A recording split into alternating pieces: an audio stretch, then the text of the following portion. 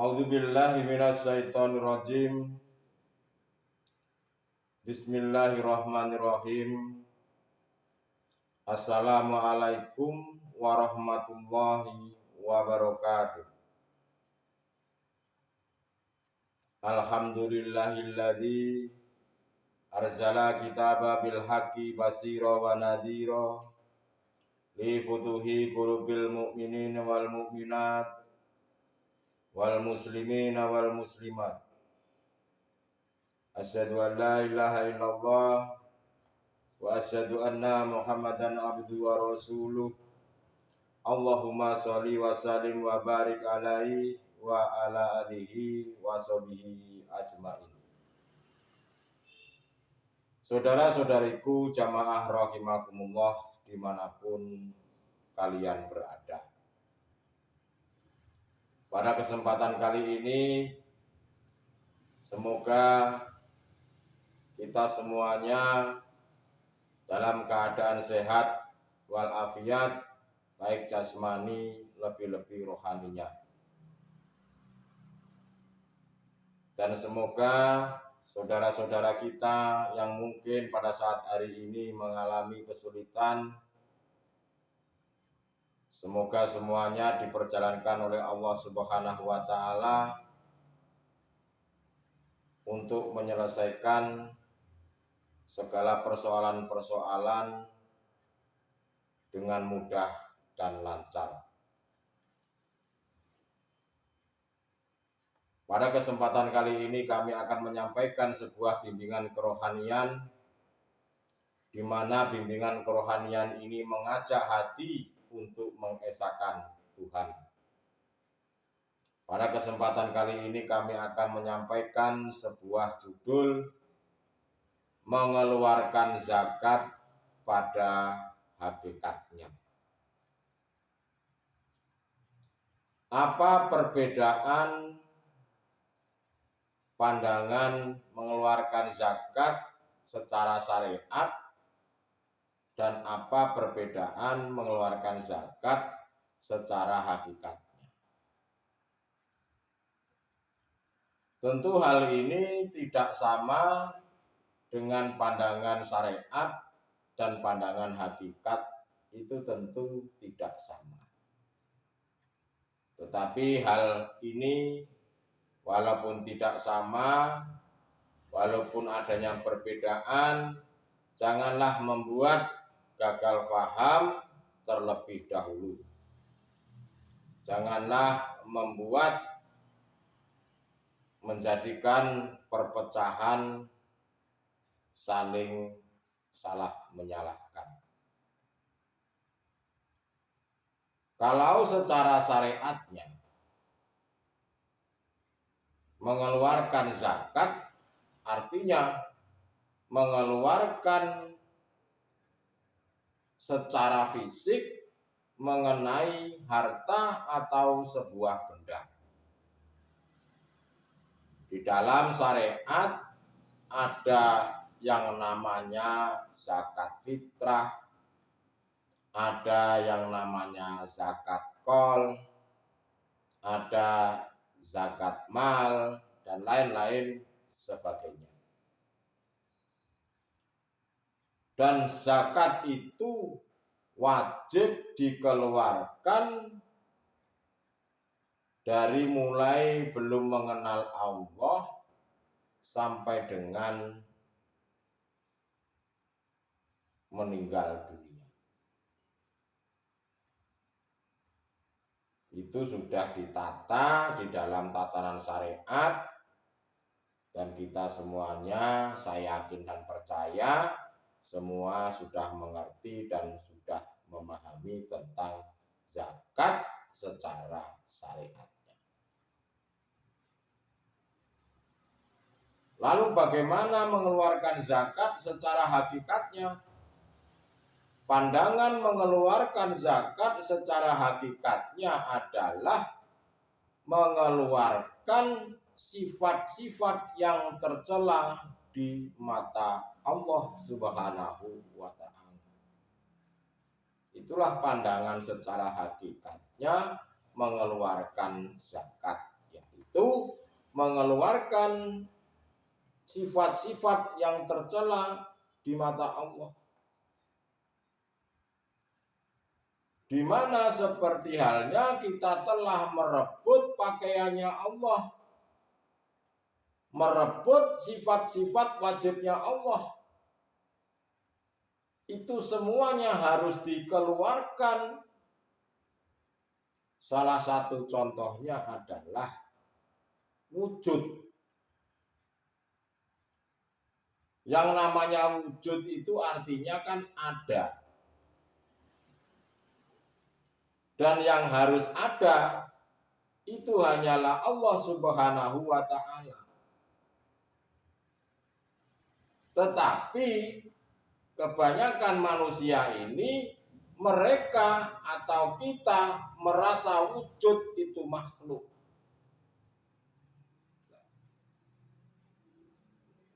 Ada juga yang merasa berperan itu makhluk. Ada yang juga merasa hebat, merasa segala-galanya itu makhluk, dan lain-lain sebagainya.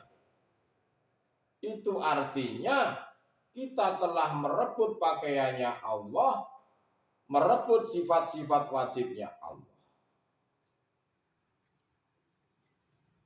Padahal yang namanya wujud, yang harus ada, yang harus segala-galanya hanyalah Allah Subhanahu wa ta'ala. Tetapi kebanyakan saudara-saudara kita ini merasa wujud, merasa bisa, merasa hebat, merasa berilmu, dan lain-lain sebagainya.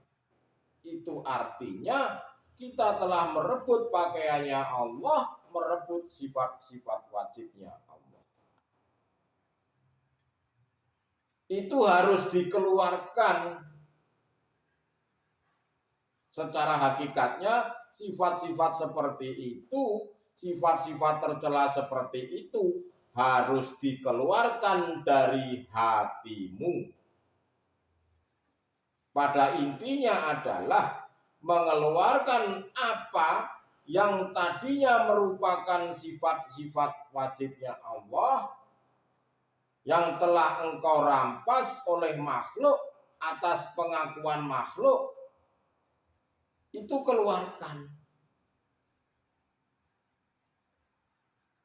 Karena sifat-sifat wujud, sifat-sifat wajib yang harus wujud, yang harus ada, yang harus bisa segala-galanya itu Allah, bukan makhluk. Itu harus dikeluarkan dari hatimu. Itulah hakikatnya mengeluarkan zakat. Kalau sifat wajibnya Allah itu wujud, artinya kebalikannya atau lawan katanya, seharusnya yang menjadi sifatnya makhluk itu adalah tidak wujud alias adam. Dan sifat ketidakwujudan itulah yang seharusnya menjadi sifat wajibnya makhluk. Yang dirinya merasa hebat, merasa berilmu, merasa segala-galanya, merasa yang bersanad, merasa yang hafal Al-Quran, merasa yang hafal hadis, dan lain-lain sebagainya itu sebetulnya sifat wajibnya Allah. Artinya sifat wajibnya makhluk itu adalah lemah, tidak bisa apa-apa, laksana wayang, la haula wala quwata illa billah. Kalau secara syariatnya memang mengeluarkan zakat dari sebagian harta itu untuk membersihkan harta kita atau benda kita. yang diberikan kepada fakir miskin, anak-anak telantar, dan lain-lain sebagainya. Yang katanya untuk membersihkan harta itu. Jika harta itu tidak dikeluarkan atau tidak diberikan kepada yang berhak, maka hal itu akan menjadikan sebuah penyakit di dalam harta itu. Makanya di dalam syariat, zakat itu wajib untuk dikeluarkan. Kalau secara hakikatnya adalah sifat wajibnya Allah yang semula kita rampas, itu wajib dikeluarkan dari hatimu sebagai hamba. Kenapa hal itu bisa terjadi? Ya karena pada awalnya hati kita, hati tersebut telah terprovokasi oleh hawa nafsu, terprovokasi oleh iblis. Kenapa hawa nafsu atau iblis itu kok memprovokasi? Ya semuanya itu atas izinnya Allah. Hawa nafsu itu diizinkan oleh Allah, di mana untuk menguji hati seseorang hamba sejauh mana tentang ketakwaannya. Liyabluwakum ayyukum ahsanu amala. Di dalam surat Al-Mulk kalau nggak salah. Allah menguji seperti itu terhadap seluruh umat manusia, itu hanyalah semata-mata untuk melihat apakah hatimu tetap setia kepada Allah atau tidak. Tetapi pada kenyataannya di lapangan, secara faktanya saudara-saudara kita, pada khususnya pada umumnya seluruh manusia rata-rata, kebanyakan mereka itu setia kepada hawa nafsu daripada setia kepada Allah. Mereka tertipu oleh kesenangan-kesenangan duniawiyah yang sering kami sebut adalah syahwatul dunya. Maka dari hal tersebut kita harus selalu introspeksi diri dan jangan suka menyalah-nyalahkan orang lain. Tapi kenyataannya mereka itu manusia, sifatnya manusia. Itu mereka biasanya suka mengolok-olok saudara-saudaranya, mencari-cari kesalahan orang lain. Itu biasa seperti itu. Ya memang itulah perbuatannya hawa nafsu yang ada di dalam dirimu untuk menguji dirimu, apakah engkau ini setia kepada hawa nafsu atau setia kepada Allah. Karena semakin tinggi derajatnya manusia itu di mata Allah, yang dikatakan manusia tujuannya hanya untuk hablum minanas, maka semakin berat juga ujian yang dihadapkan terhadap kita. Tetapi apa-apa yang ditakdirkan yang katanya itu sebuah ujian, bagi hati golongan hatinya ahli zuhud itu tidak menjadikan sebuah masalah atau kegelisahan. Beda lagi sama dengan hatinya saudara-saudara kita yang hatinya masih tergolong golongan ahli hijab. Tatkala mereka didatangkan sesuatu musibah atau perkara-perkara yang tidak enak menurut sifat basariahnya, maka mereka akan merasa gelisah, merasa tidak tentram, merasa tidak damai, bahkan mereka tidak sedikit menyalahkan Tuhan. Katanya tidak adillah Tuhan itu. Katanya tidak senanglah terhadap saya Tuhan itu. Dan lain-lain sebagainya, itu ucapan yang terlontar dari golongan-golongan saudara-saudara kita yang duduknya hatinya masih tergolong hati ahli hijab. Tapi perlu diketahui saudara-saudaraku, jangan dikira para kekasih-kekasih Allah, para wali-wali Allah itu, tatkala diangkat derajatnya itu, tatkala diangkat di sisinya, itu tidak melalui ujian berat. Pasti melalui ujian berat. Karena semata-mata hanya menguji ketakwaan kita ini sejauh mana. Para kekasih-kekasih Allah itu pasti dihadapkan ujian-ujian yang sangat berat. Apalagi para nabi, para rasul. Ujiannya itu di luar batas kemampuan manusia rata-rata.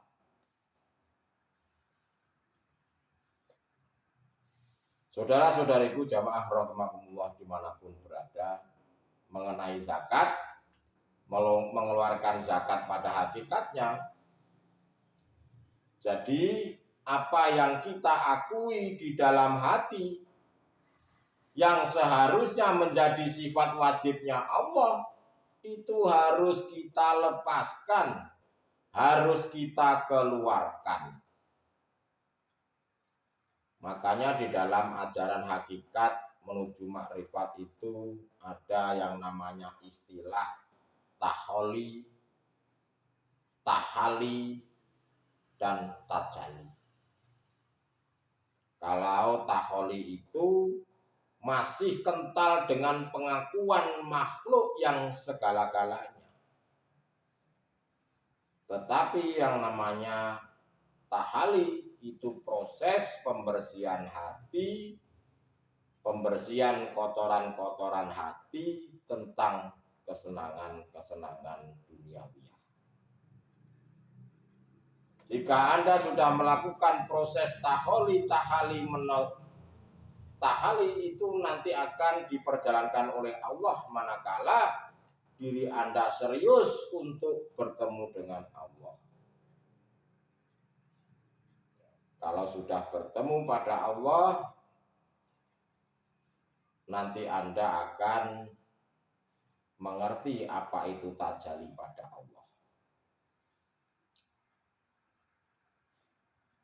Jika Anda tidak segera melepaskan keakuan makhluk yang segala-galanya, maka hal itu akan menjadikan sebuah penyakit hati.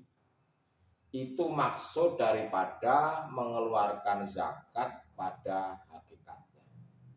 Kalau di syariat tadi mengeluarkan zakat itu untuk membersihkan harta benda agar suci, katanya seperti itu. Tapi nggak masalah, itu sudah benar.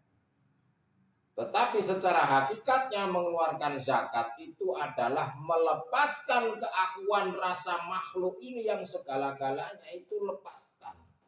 Keluarkan dari dalam hatimu bahwa yang segala-galanya itu hidup, yang berperan adalah hidup, yang menguasai adalah hidup, yang segala-galanya hanyalah hidup, yang memiliki nama Allah itu.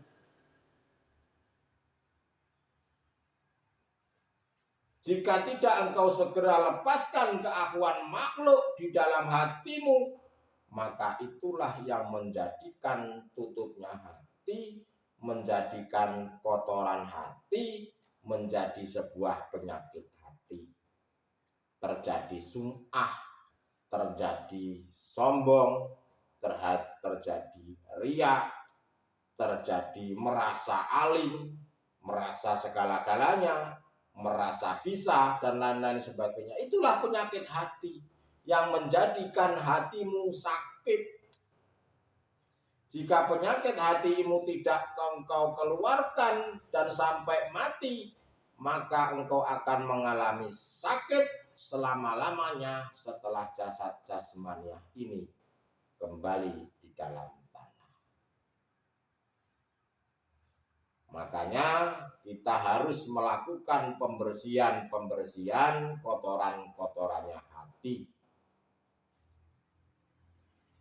Dan pembersihan kotoran-kotorannya hati itulah yang namanya atau pada hakikatnya mengeluarkan zakat secara hakikatnya atau pandangan yang sebenarnya.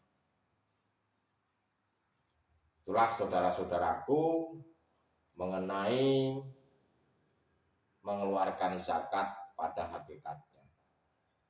Semoga apa yang kami sampaikan menjadikan sebuah ilmu yang benar-benar bermanfaat, baik bermanfaat untuk kita, keluarga kita, saudara-saudara kita, atau bermanfaat kepada anak cucu kita kelak nanti sampai dengan yaumil kiamah. Itulah saudara-saudaraku apa yang kami sampaikan. Terima kasih. Atas kekurangan saya mohon maaf yang sebesar-besarnya. Akhirul kalam, usikum wa nafsi bitaqwallah. Wassalamualaikum warahmatullahi wabarakatuh.